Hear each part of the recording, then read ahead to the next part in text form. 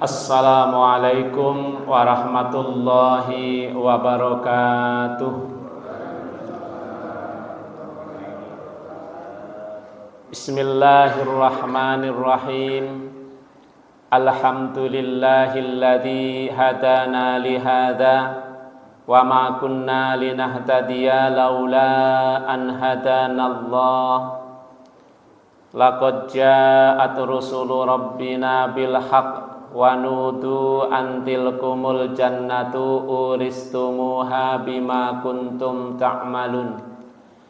Ashhadu an la ilaha illallah wahdahu la syarika lah wa ashhadu anna muhammadan abduhu wa rasuluh sallallahu alaihi wa ala alihi wa ashabihi wa man sara ala nahjihil qawim wa da'a ila siratil mustaqim ila yaumiddin.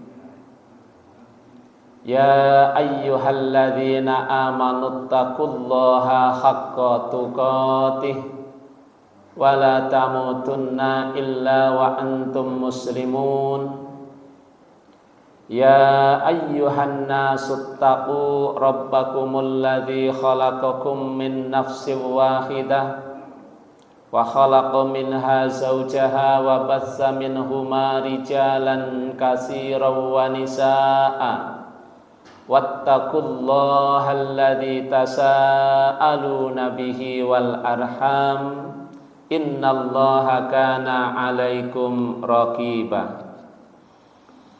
Ya ayyuhalladzina amanu taqullaha wa qulu qawlan shadida yuslih lakum a'malakum wa yaghfir lakum dhunubakum wa may yuti'illaha wa rasulahu faqad faza fawzan 'azima.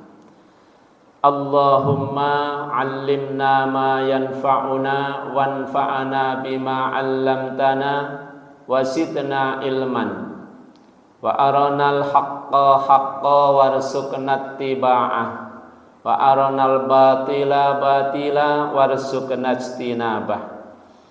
Amma ba'du, jamaah salat subuh, jamaah kajian rutin Ahad pagi Masjid Nurus Sa'adah, para bapak, para ibu, adik-adik, remaja yang semoga senantiasa dalam keberkahan, semangat untuk melaksanakan ketaatan kepada Allah Subhanahu wa ta'ala dan meninggalkan semua yang diharamkan, berusaha untuk senantiasa berakhlakul karimah.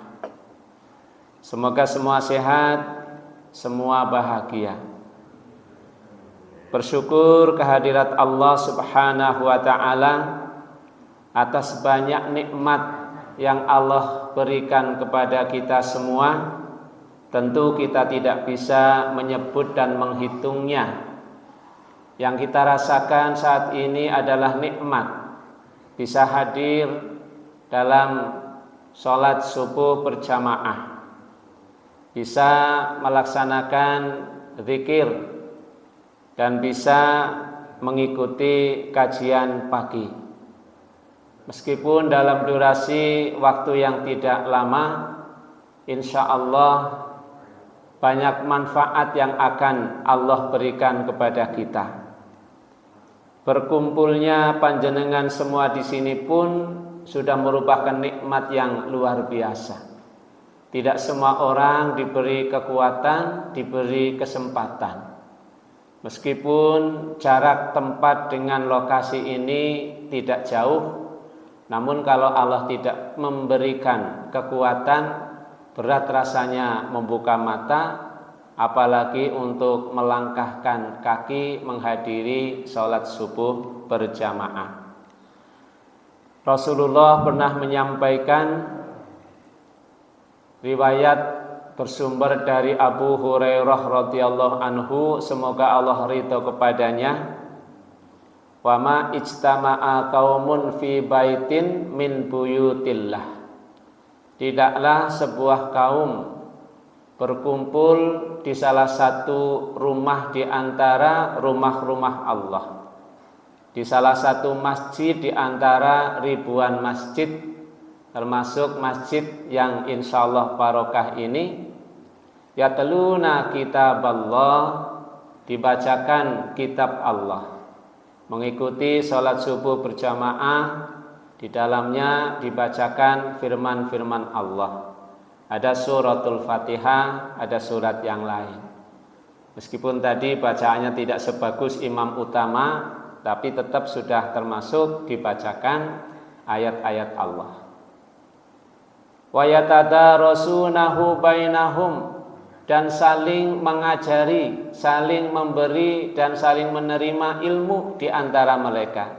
Illa nazalat alaihimus sakinah, kecuali Allah akan menurunkan kepada orang yang berkumpul di salah satu rumah Allah itu berupa ketenangan. Ada ketenangan dan mari kita berusaha untuk bisa kita rasakan. Mungkin panjenengan sering berkumpul dalam bentuk perkumpulan yang lain. Ada reuni, ada perkumpulan mungkin sesama purna tugas. Ada perkumpulan mungkin hanya karena merek motor atau merek mobil yang sama membuat komunitas, atau mungkin karena hobi yang sama, ya, yang senang mancing, yang senang sepedaan berkumpul. Tetapi tidak ada jaminan Allah akan mendatangkan ketenangan. Kemudian Allah juga menjanjikan akan memberikan naungan berupa rahmat, dan juga akan dikelilingi oleh para malaikat, dan orang yang berkumpul di masjid akan disebut-sebut, dibanggakan oleh Allah di sisi makhluknya yang mulia. Masya Allah, jadi kehadiran Bapak Ibu semua di sini insya Allah akan mendapatkan banyak manfaat. Selanjutnya salawat dan salam semoga tercurah kepada Nabi mulia, Nabi agung, suri tauladan kita, yaitu Rasulullah Muhammad sallallahu alaihi wasallam, kepada keluarganya, kepada para sahabatnya, dan kepada yang disebut keluarga karena mengikuti sunnah-sunnahnya hingga akhir zaman. Fa insya Allah termasuk para jamaah semua yang senantiasa berusaha mempelajari, mengikuti sunnah-sunnah Rasul. Bapak Ibu yang dirahmati Allah, marilah kita tingkatkan ketakwaan kita. Di antara bentuk takwa adalah menjalankan sholat 5 waktu, sholat fardu, dan secara berjamaah untuk bapak-bapak semuanya. Karena orang yang bertakwa menurut Ibnu Abbas radhiyallahu anhuma, semoga Allah ridho kepada keduanya, disebutkan al-muttaquna alladzina yahdharuna minallahi uqubatahu fi taraki ma ya'rifuna minal huda.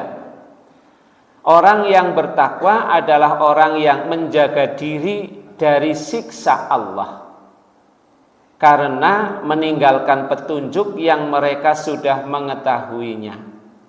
Wa yarjuna rahmatahu fil tasdiki bima jaa bihi, dan dia mengharap rahmat Allah karena meyakini apa yang akan datang dari Allah Subhanahu wa taala.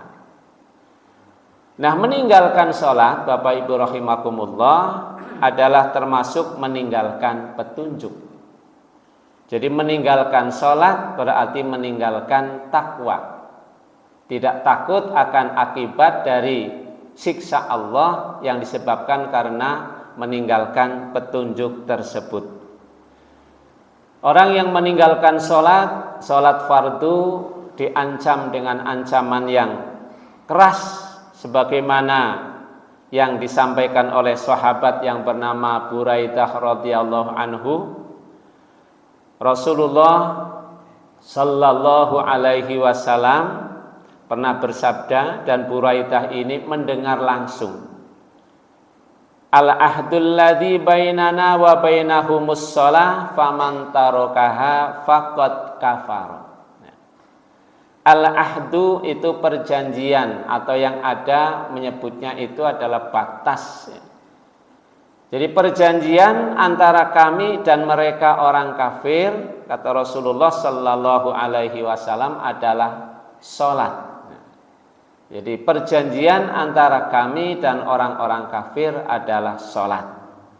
Barang siapa yang meninggalkan salat, faman tarokaha, barang siapa yang meninggalkannya, faqad kafaro, masya Allah, maka sungguh, qad di sini, maka sungguh telah kafir. Kita berlindung kepada Allah dari hal yang seperti ini, meninggalkan sholat fardu. Mengapa masih banyak orang yang meremehkan, meninggalkan, tidak menganggap penting, bahkan sepertinya mereka bahagia dengan tidak sholat. Bahkan ada unsur kesombongannya. Ada yang ngaku ora sholat ya rezekinya tetap akeh. Ada yang ngaku ora sholat ya tetap sugih. Bahkan ada yang mengatakan sing penting orang larani wong. Nah, meremehkan sekali terhadap sholat. Dan barangkali masih ada anak-anak kita yang masya Allah itu harus kita bimbing terus. Harus kita berdoa kepada Allah, Rabbij'alni muqimas shalah wa min dzurriyyati, ya Allah. Wahai Tuhanku, jadikanlah aku orang yang mendirikan sholat. Tidak hanya aku, wa min dzurriyyati, dan dari anak keturunanku. Anak cucu kita doakan, kita kawal untuk bisa mendirikan sholat fardu. Dan ini bukan perkara yang mudah. Perlu kesabaran, perlu istiqomah ketelatenan. Tidak hanya sehari dua hari atau setahun dua tahun, selama hidup kita harus membimbing keluarga kita. Allah juga telah memerintahkan di dalam Quran surat Thaha ayat 132, A'udzu billahi minasyaitonir rajim. Wa'mur ahlaka bis-sholati wastabir 'alaiha. La nas'aluka rizqan, nahnu narzuquka wal 'aqibatu littaqwa. Dan perintahkanlah kepada keluargamu mendirikan sholat dan bersabarlah kamu dalam mengerjakannya. Jadi selain kita memerintahkan, harus disertai dengan kesabaran untuk menjalankannya. Apalagi kita yang lebih tua harus menjadi qudwah, harus menjadi teladan bagi mereka. Dengan kita rajin berjamaah, dengan kita disiplin dalam hal melaksanakan ibadah sholat, dengan adab-adabnya. Ketika kita sudah melakukan seperti itu, mudah-mudahan Allah membuka hati anak-anak kita untuk bisa mencontoh, untuk bisa terbuka. Oh iya, bapakku masya Allah rajin banget sholat, burung adzan wis siap-siap, bahkan punya baju tersendiri yang digunakan untuk melaksanakan ibadah sholat. Keteladanan ini bahkan lebih penting daripada sekedar perintah secara verbal. Ayo sholat, ayo sholat. Bisa nyempaluk, bisa berbalik kepada kita ketika kita belum baik untuk melaksanakannya. Maka bersabar ketika kita melakukannya, bersabar ketika kita mengawal mereka, dan ini dimulai dari awal. Jadi kita menginginkan anak keturunan kita untuk menjadi ahli sholat, bukan ketika dia sudah gede baru diperintah. Tapi Rasulullah memberikan peringatan, aturan supaya anak kita dibiasakan sholat sejak kecil, sejak umur 7 tahun. Jadi mulai Arab sekolah, mungkin sudah TK, ini kita ajak. Mungkin kita ajak untuk berjamaah dengan catatan bisa menjaga. Ya mohon maaf, kadang-kadang kita ingin mengajak anak kita untuk berjamaah, Anak kita masih kecil, masih balita. Nah, ketika kita sudah sholat, malah kadang-kadang melaku-melaku ngarepe soft begitu. Kadang bocah yang ngerti, lagi urung mulai anteng begitu, takbir mulu takbir. Tapi begitu sudah mulai baca surat Al-Fatihah, udah mulai karena anak nggak bisa diam dalam waktu lama, udah melakukan. Dan nek wis rampung langsung duduk manis, ngerti arto main gitu ya. Ngerti akan dimarahi. Nah, ini harus kita jaga supaya juga kita ya tidak mengganggu kehusuan ya. Mungkin diposisikan kalau bawa anak kecil mungkin sopnya tidak ambil yang depan begitu. Malah bisa nyopot mike imam malah lebih berabe ya. Mengganggu bocah cilik ya. Belum duwe aturan. Kita sabar untuk melaksanakan. Dan ketika Rasulullah memerintahkan kepada kita untuk mengajarkan anak kita sholat umur 7 tahun sampai dengan umur 10 tahun, berarti tipe pembiasaannya itu 3 tahun. Ini lama, waktu yang lama. 3 tahun. Umur 10 tahun kemudian belum ada kesadaran, masih belum ada hasil. Nah, wadribuhum. Rasulullah mengatakan boleh dipukul, boleh dilebih keras, ya, tidak hanya sekedar perintah, tapi harus dengan bentuk yang lain supaya timbul kesadaran. Angger dijor ora tahu sholat, insya Allah arep dadi bocah sing ora gelem sholat. Bagaimanapun sholat itu awalnya sebuah beban karena taklif ya, mukallaf itu artinya orang yang dibebani. Nah, bagaimana beban itu supaya menjadi sebuah kebutuhan? Insya Allah Bapak Ibu semuanya sudah merasakan bahwa sholat itu tidak menjadi beban tapi sebuah kebutuhan. Kalau sudah menjadi sebuah kebutuhan, dia penting, dia memerlukan. Maka meskipun tempatnya agak jauh, meskipun tempatnya juga mungkin sumuk dibanding di rumah panjenengan, anggarana masjid sing urungana asene, dalam kondisi 2-3 hari kemarin kan panasnya luar biasa. Mungkin Arab sholat duhur, waduh jangan panas banget nang masjid, ora betah. Nyaman di rumah, hingga sholat di rumah. Ya. Nah ini harus kita sadar betul bahwa untuk bisa melaksanakan sholat dengan baik. Orang datang ke tempat sholat berjamaah itu Masya Allah sudah diberi nilai yang luar biasa oleh Allah. Orang yang berwudu dengan wudu yang baik dari rumah. Jadi panjenengan kalau mau berjamaah wudu dari rumah. Sudah berwudu dengan wudu yang sempurna, dengan wudu yang baik. Proses wudunya itu nggak boleh tergesa-gesa, meskipun sudah harian. Nikmati basuh seluruh anggota wudu dengan mengharap ridho Allah supaya dibersihkan dosa-dosanya, dibersihkan perbuatan-perbuatan maksiatnya. Nah, setelah berwudu kemudian berdoa kepada Allah, bismillahi Allahumma tawakkaltu 'alallah, berangkat ke tempat ibadah masjid untuk sholat berjamaah, langkah panjenengan dihargai, diberi nilai. Setiap langkah akan menggugurkan dosa, akan memaafkan panjenengan dari dosa-dosa, dan kemudian meninggikan derajat. Jadi semakin jauh jarak panjenengan dari tempat ini, langkahnya semakin banyak, logikanya pahalanya insya Allah semakin banyak. Apalagi dalam kondisi mungkin ada halangan. Halangan di sini insya Allah kalau gelap enggak, ya. Becek juga enggak, paling air lah ya kalau hujan. Ada air-air yang menggenang, masih bisa terlampaui lah, masih bisa terlampaui. Punya tudung, punya payung, punya jas hujan. Ini tidak menghalangi kita untuk hadir ke tempat sholat. Lebih awal lebih baik, karena menunjukkan dia luar biasa memenuhi panggilan Allah. Orang baik adalah orang yang ketika dipanggil, dia langsung labbaik, langsung merespon panggilan itu.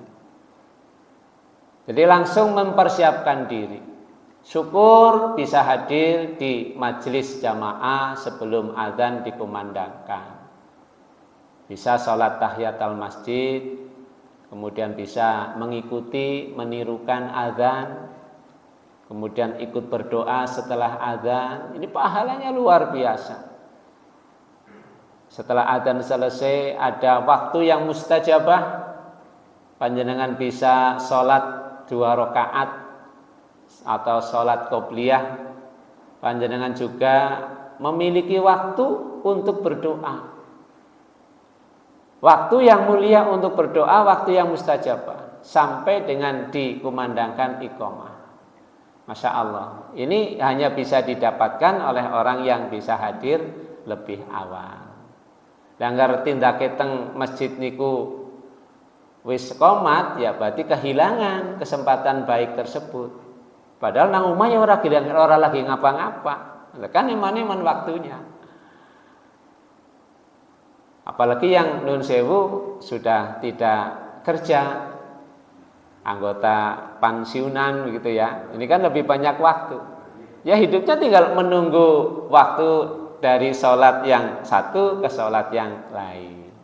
Ini bisa dimanfaatkan. Nah kalau dapat soft pertama, Masya Allah, ini lebih utama lagi. Aja softnya nang buri terus, mohon maaf. Tekannya ngepas terus, nah ini diperbaiki, termasuk adab seperti itu. Punya soft di depan, ini soft yang paling baik untuk bapak-bapak adalah soft yang paling depan. Jadi jangan milih yang di belakang. Kalau hadir pertama, tempati soft yang pertama. Jejeri sing wis tekan disi. Aja teka wong loro, siji nang pojok kana, siji nang pojok kene, ora salaman aja. Ya saling bertegur sapa, Masya Allah tadi luar biasa. Assalamualaikum, saling tanya kesehatan, keselamatan. Dengar panjenengan masih di rumah kan tidak mendapatkan doa seperti yang tadi disampaikan oleh saudara-saudara kita.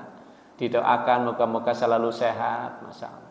Diberi salam saja, ini sudah merupakan doa yang luar biasa. Hadir di masjid, bertemu dengan sahabat, bersalaman. Ya. Kalau bersalaman itu insya Allah ikhlas, ya. Dosa-dosa kita juga berguguran, hilang, saling mengikhlaskan. Ini akan menumbuhkan energi yang positif yang luar biasa, akan menimbulkan kegembiraan. Nah, Bapak Ibu yang dirahmati Allah, kalau panjenengan datang ke masjid dalam kondisi hujan, dalam kondisi mungkin gelap, pas mati lampu, atau mungkin cuaca yang panas terik, ini akan insya Allah mendapatkan pahala. Maka Rasulullah Shallallahu Alaihi Wasallam pernah menyampaikan motivasi ya kepada orang-orang yang berjalan di dalam kegelapan malam menuju tempat ibadah. Rasulullah Shallallahu Alaihi Wasallam bersabda, "Basyiril masyaina fidzulam ilal masjid bin nurit tammi yaumal qiyamah."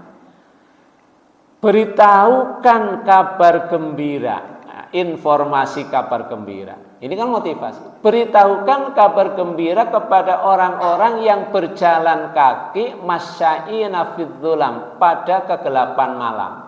Jadi kalau sholat maghrib, sholat isya, sholat subuh ini insya Allah sudah mulai gelap. Sholat maghrib sudah sore. Sholat isya juga gelap, sholat subuh juga gelap. Apalagi ditambah kadang kondisi dingin. Diberitahu oleh Rasulullah kabar gembira orang yang datang ke masjid dalam kondisi gelap atau mungkin dalam kondisi halangan yang lain, tapi dia tetap bisa istiqomah, besok pada hari kiamat akan diberi cahaya yang sempurna. Binurit tammi yaumal qiyamah. Apa fungsi cahaya yang diberikan oleh Allah pada hari kiamat kepada kita? Adalah untuk membimbing kita, untuk menyelamatkan kita. Karena ada suatu masa ketika itu gelap gulita, tidak tahu mana yang akan ditempuh, tidak melihat apapun, termasuk orang-orang munafik. Ya. Wong munafik bukan cokan melu sholat, hanya sholatnya wong munafik biasanya ya melu jamaah, tapi niatnya ben diarani Muslim ketika itu. Apakah sekarang masih ada? Ya kita berlindung kepada Allah. Orang munafik ikut sholat tapi sholatnya dengan malas, sholatnya mengharapkan pujian dari orang lain. Jadi sholatnya itu adalah pencitraan. Sholatnya pencitraan, bukan mengharap ridho Allah. Sehingga dikatakan Rasulullah berat bagi mereka untuk melaksanakan sholat subuh dan sholat isya. Kenapa? Sepi dari manusia. Jadi mereka malas untuk melaksanakan sholat subuh dan sholat isya. Karena tidak ada yang diinginkan untuk memujinya. Nah, sholat yang lain mengerjakan. Nah, ini akan diberi cahaya orang-orang yang beriman. Orang munafik tidak bisa mendapatkan cahaya. Sehingga mereka minta tolong kepada orang-orang yang beriman untuk menunggu, untuk ikut. Namun Allah tidak bisa memberikan kemampuan, tertinggal mereka. Orang-orang yang beriman, yang diberi cahaya, yang ketika di dunia ini berjalan dalam kegelapan malam untuk datang sholat, insya Allah selamat pada tempat yang lebih lanjut. Nah, Bapak Ibu jamaah rahimakumullah, pertemuan-pertemuan yang sebelumnya telah kami sampaikan kedudukan sholat fardu secara umum. Insya Allah dengan mengetahui kedudukan sholat, ya, kita akan memahami betapa pentingnya ibadah sholat dalam agama Islam. Dalam kehidupan kita di dunia, bahkan akan menyelamatkan kita. Di alam kubur akan memberikan manfaat, melindungi kita, menjaga kita, menemani kita dengan suasana yang baik. Nanti ketika di akhirat kemarin, di satu persatu dihisab oleh Allah, Rasulullah menginformasikan yang pertama kali dinilai, diaudit adalah amalan sholat. Fa in sholahat qad aflaha wa anjaha. Kalau nilai audit seseorang dari sholatnya itu baik, ya sholahat qad aflaha wa anjaha, maka dia akan beruntung dan dia akan selamat. Sebaliknya, fa'in fasadat, kalau sholatnya itu rusak, maka dia akan merugi, ya. Faqad khaba wa khosaro, dia akan rugi dan dia tidak akan selamat. Manakala audit sholat fardu seseorang itu ada kekurangan, maka tidak serta-merta dia tidak selamat, tetapi Allah berfirman kepada yang menghisab, unzuru, lihatlah, supaya dilihat apakah pada hambaku itu ada amalan tatawwu, amalan sholat sunnah. Fayuk malu biha mantakoso minal farito, maka ketika dia memiliki nilai amalan sholat sunnah, pahala amalan sholat sunnah, kekurangan itu akan disempurnakan, akan menambalnya.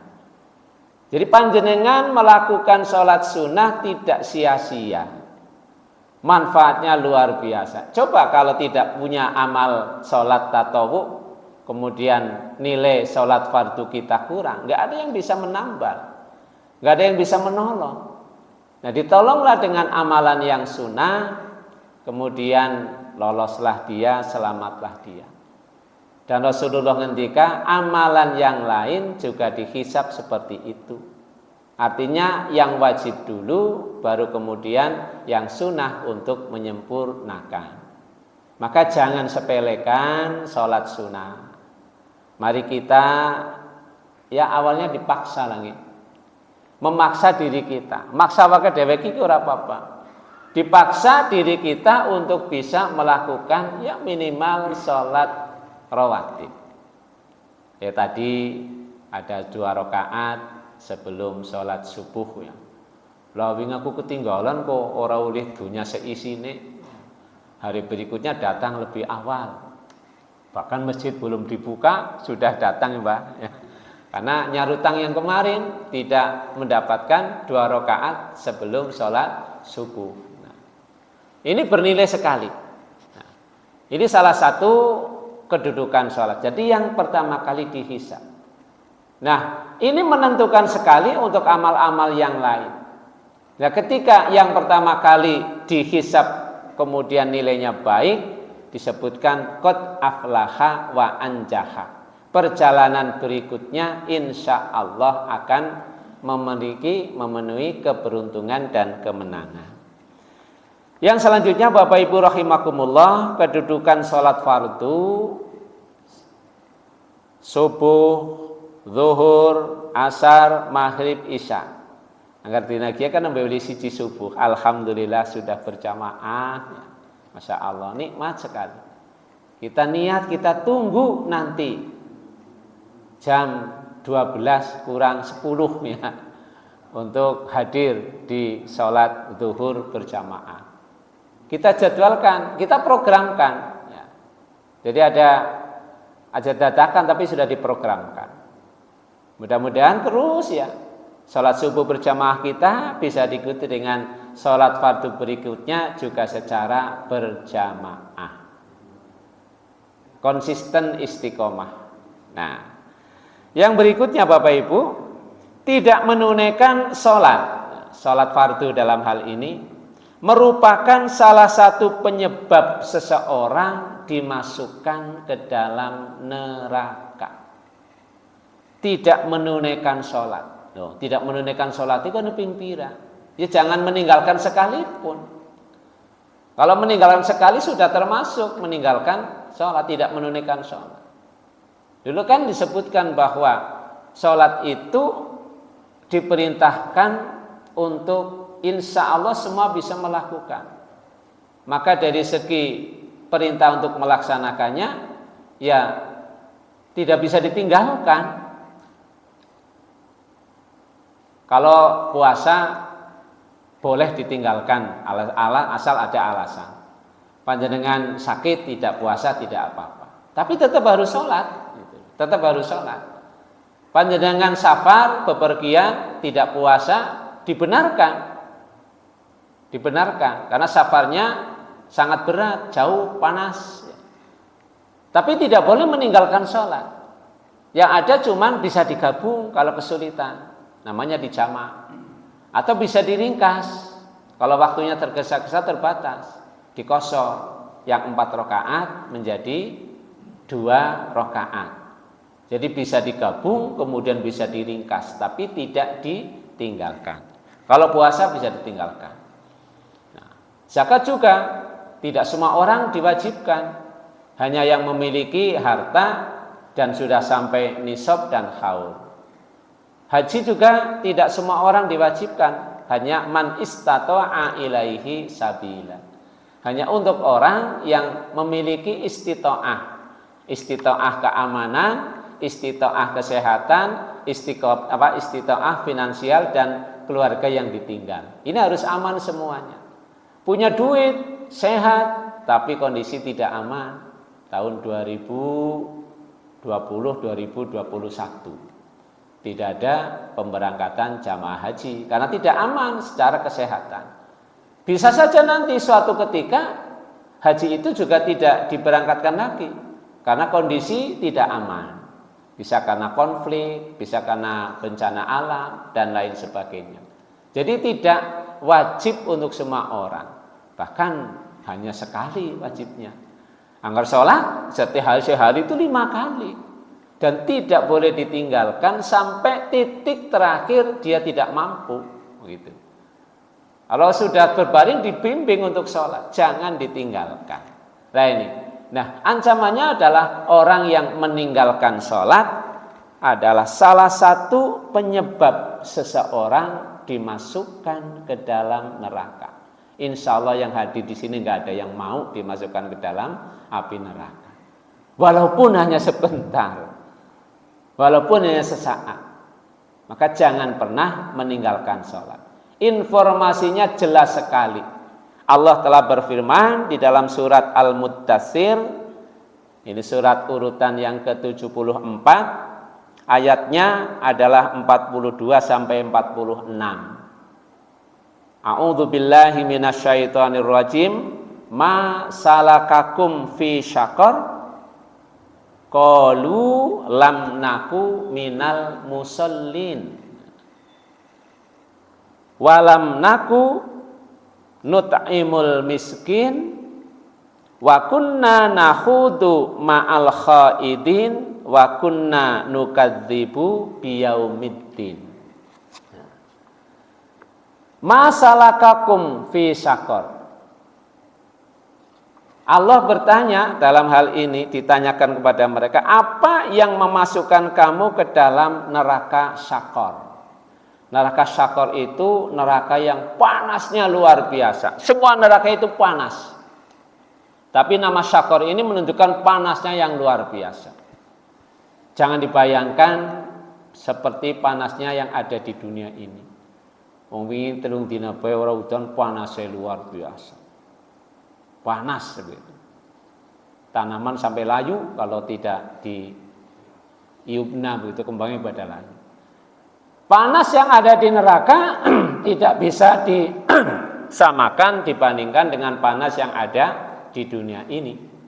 Di dunia ini orang yang terkena panas api misalkan saja dia sudah bisa meninggal, bisa kosong. Tapi kan di neraka nanti sudah tidak ada mati lagi. Abadi hidupnya. Dibakar dalam neraka syaqar yang panas sekali. Ditanya masalakakum fi syaqar, apa yang menyebabkan kamu masuk ke dalam neraka syaqar? Qalu, ini jamak. Mereka menjawab. Berarti yang masuk neraka adalah banyak. Jawabannya apa? Lam naku minal musallin. Dulu ketika di dunia kami bukan orang yang melakukan sholat. Jelas nih Pak. Lam naku minal musallin. Ganu aku ora sholat. Pokoknya tahu sholat begitu. Lam naku minal musallin. Walam naku nut'imul miskin. Tidak ada kepedulian terhadap orang miskin dengan bentuk memberi makan. Dulu aku tidak mau menolong memberi makan orang miskin. Suatu ketika zaman itu kan berubah-ubah. Pada saatnya bahan makanan itu terbatas sekali. Dulu kan banyak sering mengalami paceklik nih Pak. Gagal panen dalam waktu yang lama. Teknologi pertanian belum seperti sekarang. Jadi umur padinya itu lama, terus bulirnya tidak banyak. Jadi hasilnya akeh. Pengairan juga belum semodern sekarang. Jadi sawah ditanduri kadang mumping pindo. Sehingga kelangkaan bahan makanan, orang anak beras. Alternatif ada yang makan oyek, ada yang makan jagung. Bahkan ada yang makan, mohon maaf itu, ampas dari proses pembuatan aci ketela, jenenge gaber apa ya. Dimakan waktu itu kondisi. Apalagi pada zaman Nabi, Masya Allah, sering sekali tidak ada bahan makanan yang ditemukan oleh seseorang. Panjenengan sekarang Masya Allah harus bersyukur. ATM 5 kebekabeh. Masya Allah. Oh isi kadang khawatir, isi susah. ATM isi penuh, putra-putra nis pada kerja, jaluk apa baik dituruti. Kan gini Bapak Ibu, anggar putra nis pada sukses, panjenengan sering ditawani. Bada pemaning, anak 5 ngirim sarung kabeh, ngirim klambi kabeh. Padahal sing bada tahun wingi urung dinggo. Ini nyata Masya Allah. Duit juga dikirim. Apalagi makanan. Ini kondisi sekarang. Tidak ada insya Allah jamaah yang datang ke masjid sholat subuh nang omah ora ndek beras. Tapi kondisi ketika zaman Rasul nganti jam 8 urung ketemu sarapan. Takon maring bojone ora ana sing dimasak. Tidak marah, ya wis aku puasa sisan. Maka puasa sunnah itu boleh niatnya setelah subuh sepanjang belum makan, belum minum. Nganti sore ora ketemu maning, pak ketemu minum banyu bening iki. Masya Allah. Maka ketika itu memberi makan orang miskin pahalanya luar biasa. Walaupun hanya dengan sepotong roti, walaupun hanya dengan separuh kurma, apalagi sekantong gandum, sangat berharga. Dan bukan tidak mungkin suatu ketika akan datang Allah menguji kepada kita. Wala nabluwannakum bisai'im minal khaufi wal ju' wa naqsim minal amwali wal anfusi was samarat. Allah akan benar-benar menguji kamu dengan ketakutan, ya. Kemudian juga dengan kelaparan. Dengan berkurangnya buah-buahan. Makanan kan sebenarnya dari buah-buahan. Orang panen gagal ketiga tahun, bisa saja. Itu ujian bagi kita. Nah, maka bersyukur, berbahagia. Lenggane nang omah ana bahan makanan. Wong panjenengan sabar duduk di sini ngaji, insyaallah kok ketemu makanan. Wonten mboten, Pak? Lewinane malah prasmanan kok jajan. Ora bersyukur ngaji lenggah tok niku. Ya dia nurung ngelih banget lah wong lenggah niku. Esuk itu. Wis bar ngaji ampun konduri niki ibu-ibu pun masak komplit, Pak.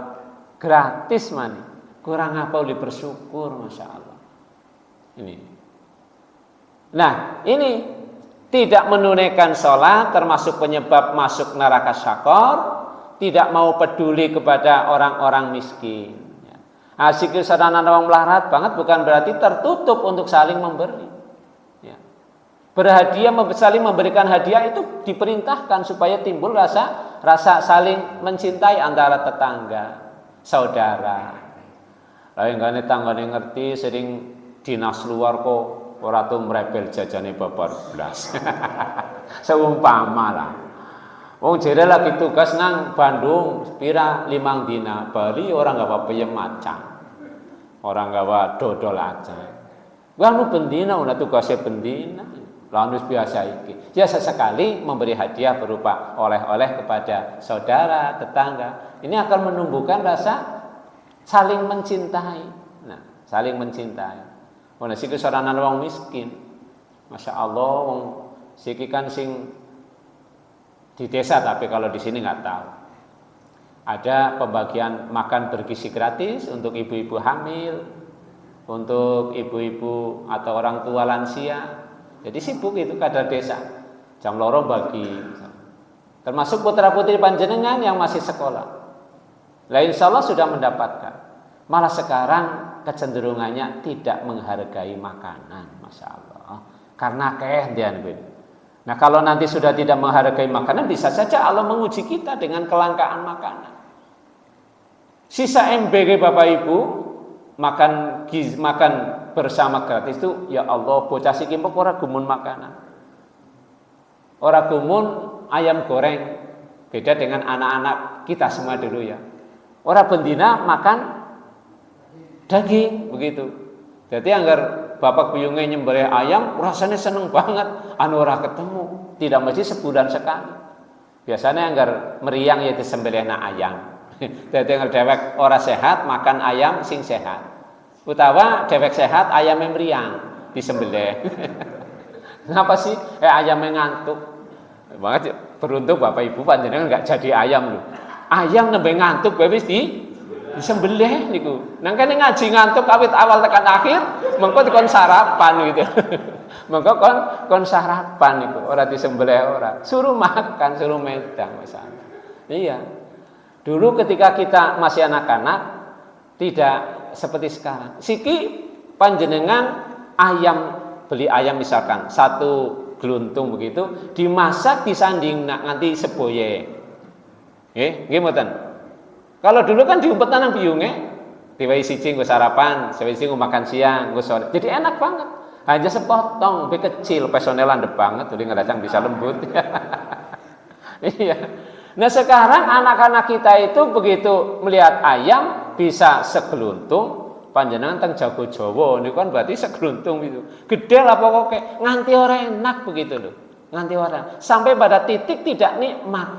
Nah ini yang menimbulkan tidak menghargai. Sehingga sering makanan itu dibuang, Masya Allah.